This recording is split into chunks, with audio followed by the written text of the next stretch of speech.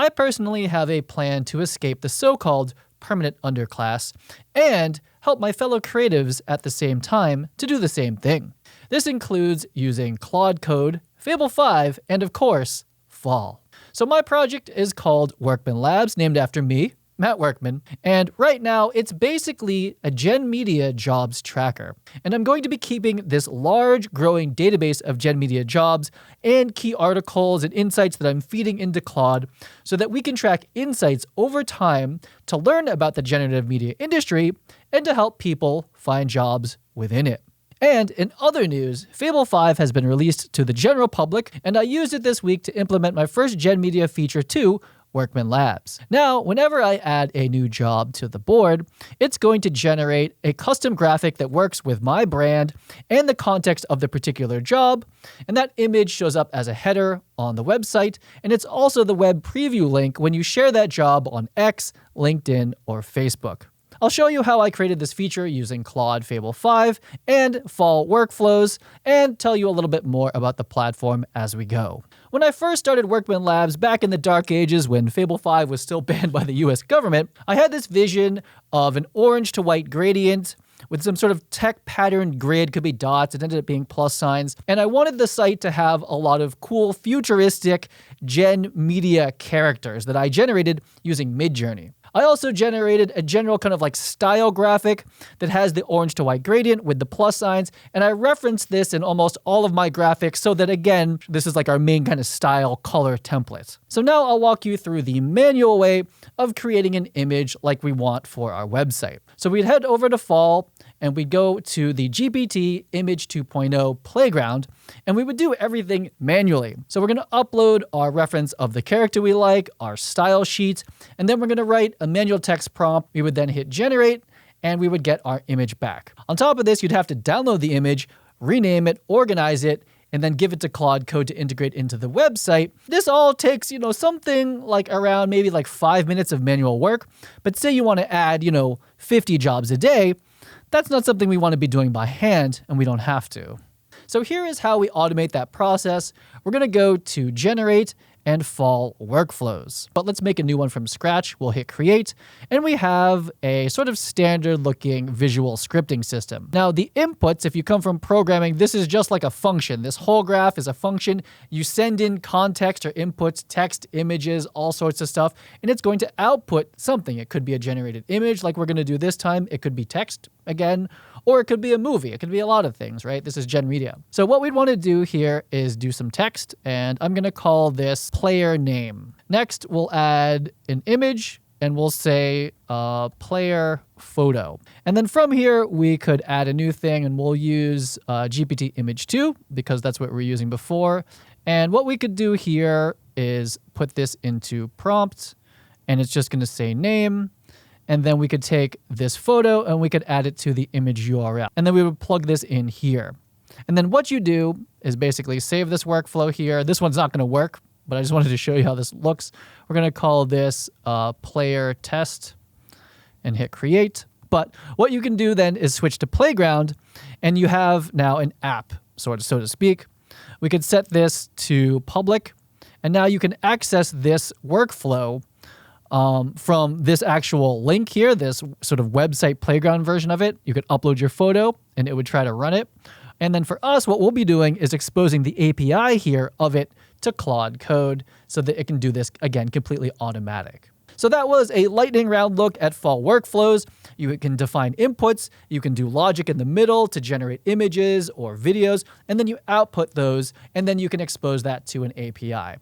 It's a lot to take in if it's your first time doing it, but let's go ahead and look at the actual workflow I use for this Workman Labs project. So I'll zoom out big picture and describe what's happening here. We have our inputs, which are a couple images and a couple text fields. Next, we have a text concat, which is going to group all the text ones together. And then we have open router here, which we'll talk a lot about this one, but this is basically using Anthropic Claude inside of an Anthropic Claude call eventually.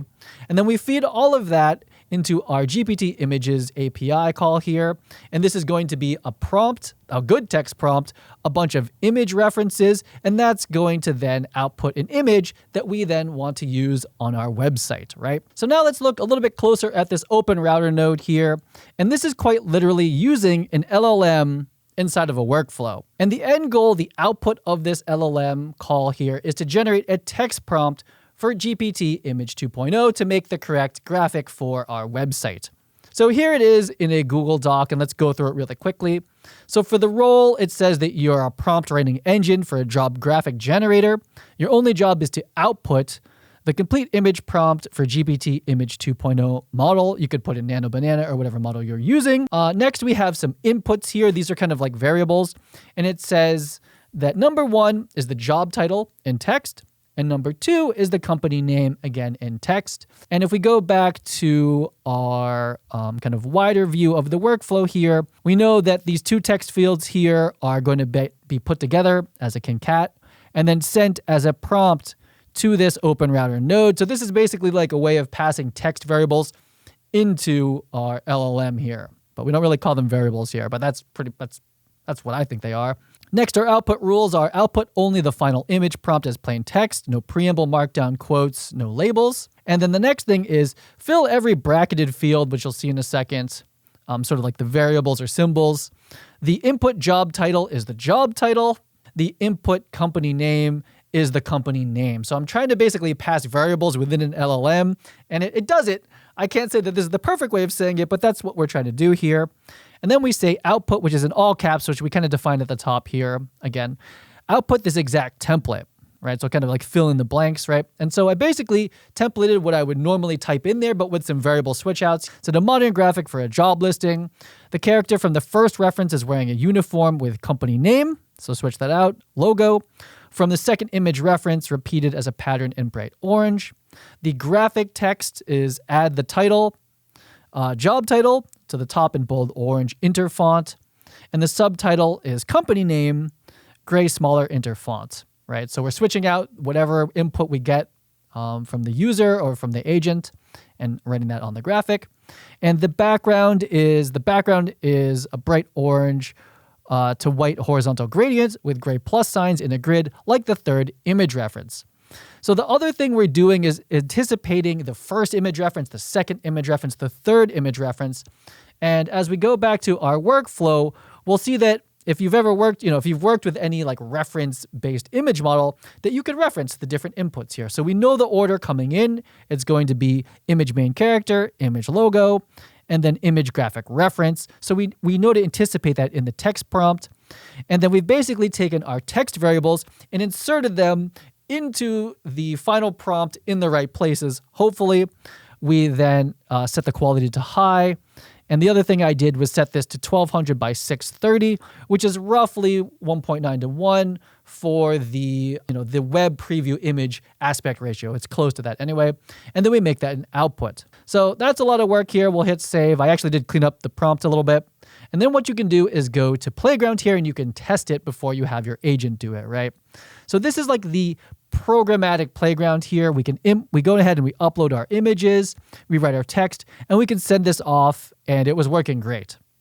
So that was a lot. If you've never seen a fall workflow before, this is one of the first ones that I've made, but I tried to make an actual example, not like some like really easy one, an actual example that I'm using for my work today. So the last thing we want to do is before we head over to Claude Code and integrate this into our website, we want to copy and paste this API request here.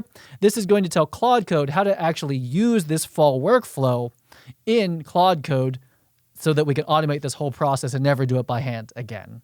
Okay, so now that we've basically templated the process of creating one of these job graphics by having a fall workflow, it has inputs, it has an output as the actual image.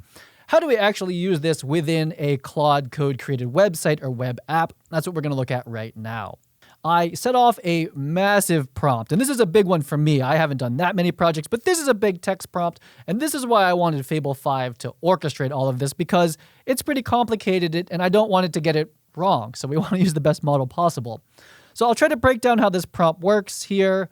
the things I was asking. It's all normal English. There's like no programming except for what I copied and pasted. But it basically says, make a new skill that generates an image using the fall workflow Workman Labs job. That's its public name.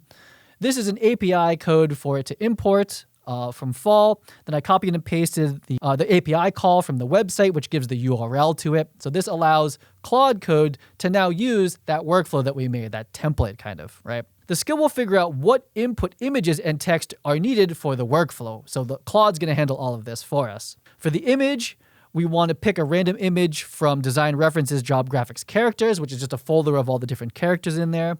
For the company logo, we're going to find one that closely matches the name in a certain folder. And if there's no matching one, use a fallback image, which is my company's logo.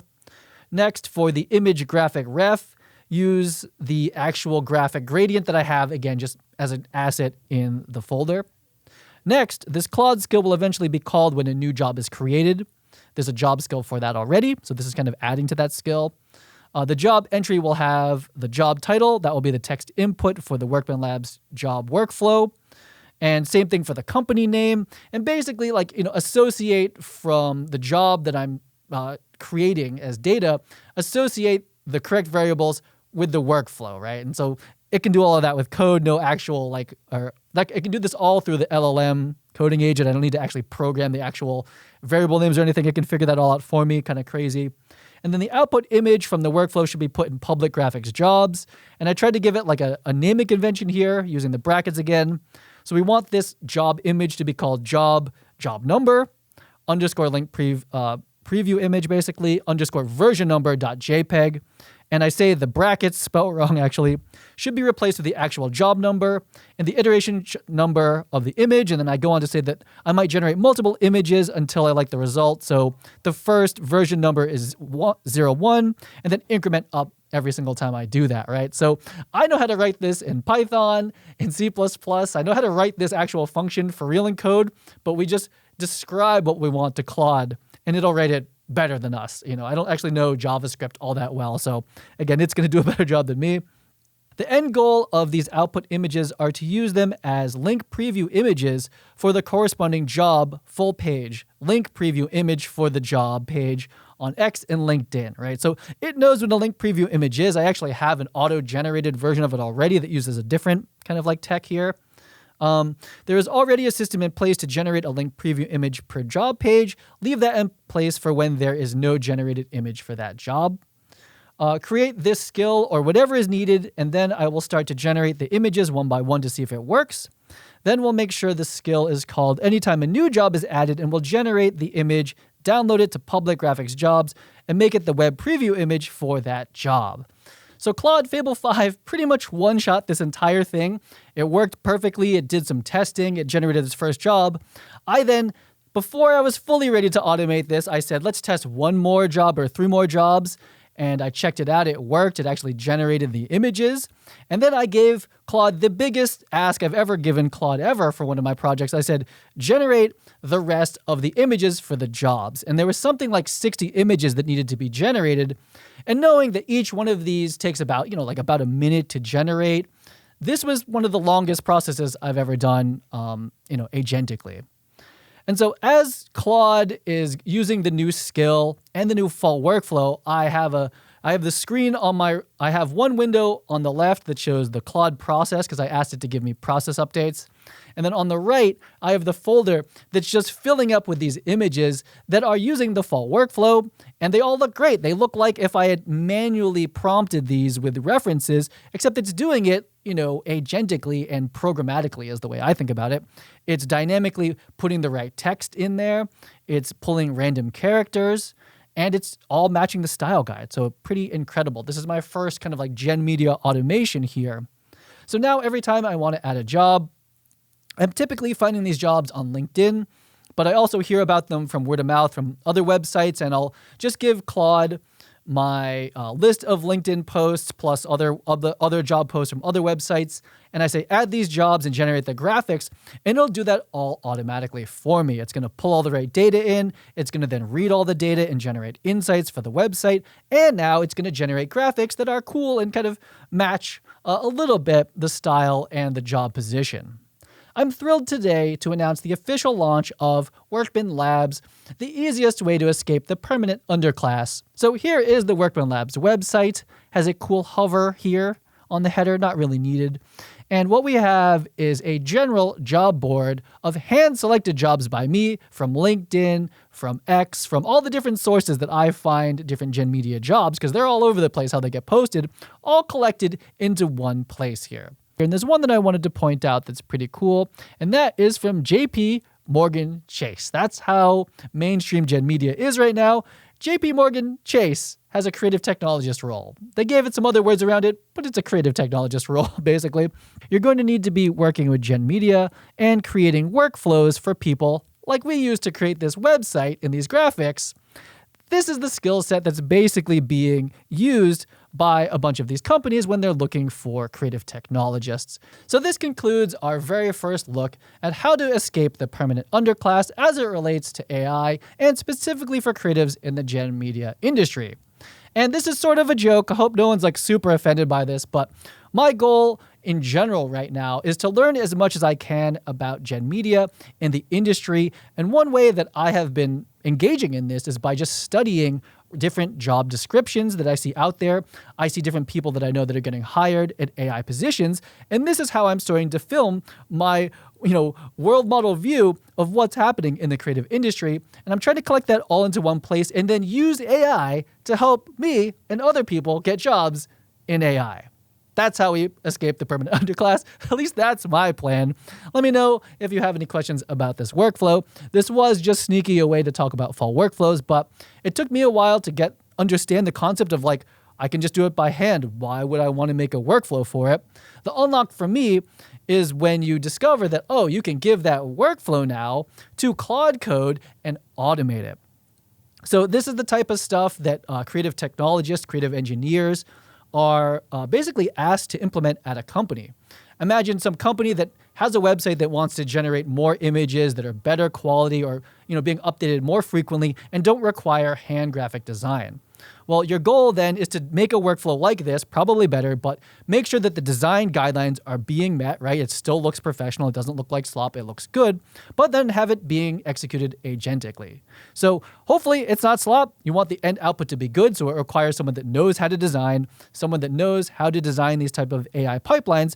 This, I thought, was a cool example that basically shows what does an AI creative technologist do for a website company, for graphic design, right? If we're going to do AI agentic work for filmmaking and for other types of media, for 3D, there's other things, but you sort of get the idea that you want to come up with a workflow on fall, generate, expose inputs, do the logic and have the output, that those are really powerful assets that can be embedded into agentic coding workflows like with Claude Code or Codex or whatever, and you can automate and generate content of good quality at scale. Anyway, that wraps up for this video, and I'll see you on the next one.